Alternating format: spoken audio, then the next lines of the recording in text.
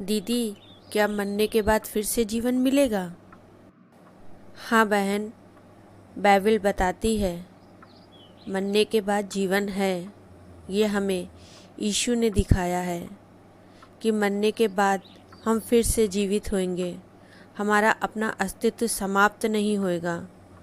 हमको परमेश्वर ने जैसा बनाया है हम फिर से वैसे ही हो जाएंगे यीशु पर विश्वास के द्वारा। क्योंकि यीशु हमारे पापों के कारण मारा गया, गाड़ा गया और फिर तीसरे दिन मुर्दों में से जी उठा, उसी तरह हम भी जी उठेंगे और अनंत जीवन पाएंगे।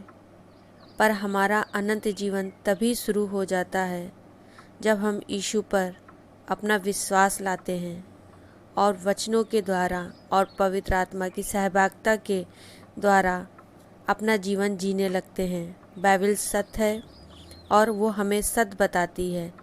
आज बहुत से गुरु कहते हैं कि सब लोगों की आत्मा हम में मिल जाएगी और वो अपने आप को परमात्मा कहते हैं।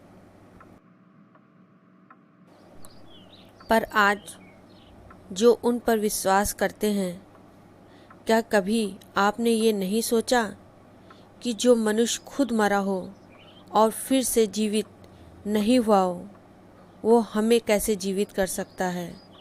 और एक देह में एक ही आत्मा रहती है और बाइबल हमें बताती है कि हमारा अपना अस्तित्व है, वो नाश नहीं होगा। हम किसी दूसरे की देह में नहीं बल्कि हमारी अपनी देह होगी उस आत्मा के लिए, क्योंकि ये नाशवान देह नष्ट होगी और हमें एक नई देह मिलेगी।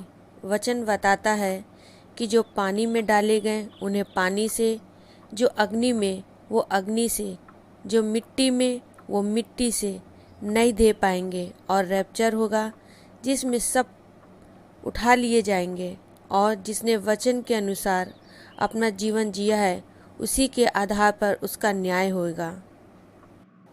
दीदी, मत्ती 7:11 में अच्छी वस्तुएं क्या हैं? ये हम लूका 11:13 में देखते हैं।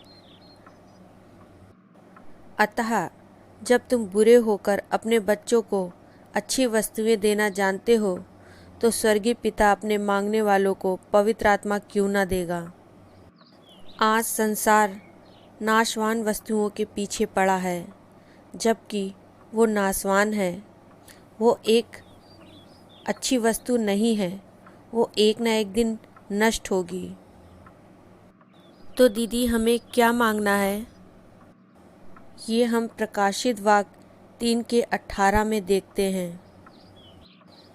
इसीलिए मैं तुझे सम्मति देता हूँ कि आँख में ताया हुआ सोना मुझसे मोल ले कि तू धनी हो जाए, और श्वेत वस्त्र ले ले कि पहनकर तुझे अपने नंगेपन की लज्जा न हो, और अपने आँखों में लगाने के लिए सुरमा ले ले कि तू देखने लगे।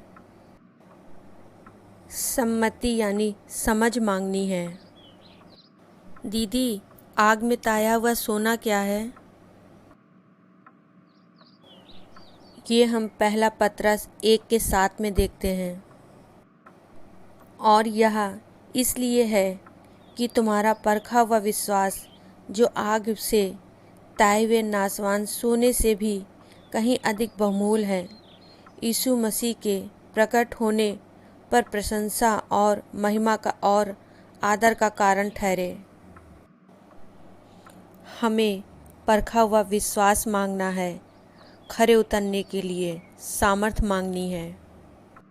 दीदी, श्वेत वस्त्र क्या है? ये हम प्रकाशित वाक्य 3:3-5 में देखते हैं।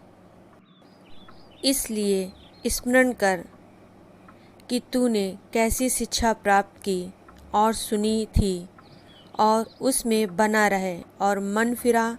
यदि तू जागृत न रहेगा तो मैं चोर के समान आ जाऊंगा और तू कदापि न जान सकेगा कि मैं किस घड़ी तुझ पर आ पड़ूंगा। पर हाँ, सरदीस में तेरे यहाँ कुछ ऐसे लोग हैं जिन्होंने अपने अपने वस्त्र अशुद्ध नहीं किए, वे श्वेत वस्त्र पहने हुए मेरे साथ घूमेंगे, क्योंकि वे इस योग हैं। जो जय पाए उसे इसी प्रकार श्वेत वस्त्र पहनाया जाएगा, और मैं उनका नाम जीवन की पुस्तक में से किसी रीति से न काटूंगा, पर उसका नाम अपने पिता और उसके स्वर्गदूतों के सामने मान लूँगा। वचन हमें ये बताता है कि हमें वचन पढ़कर उस वचन पर चलना भी है। दीदी, नंगापन क्या है? ये हम उत्पत्ति में देखते हैं, जब आदम ने पाप किया तब उसने अपने आप को नंगा पाया। यानी हमें परमेश्वर की आज्ञाएं माननी है। दीदी, आँखों का सुरमा क्या है? वचन को सही रीति से जानना और लोगों को बताना। दीदी, प्रभु का लाख लाख धन्यवाद हो इन वचनों के लिए जो आज हम लोगों ने सीखा।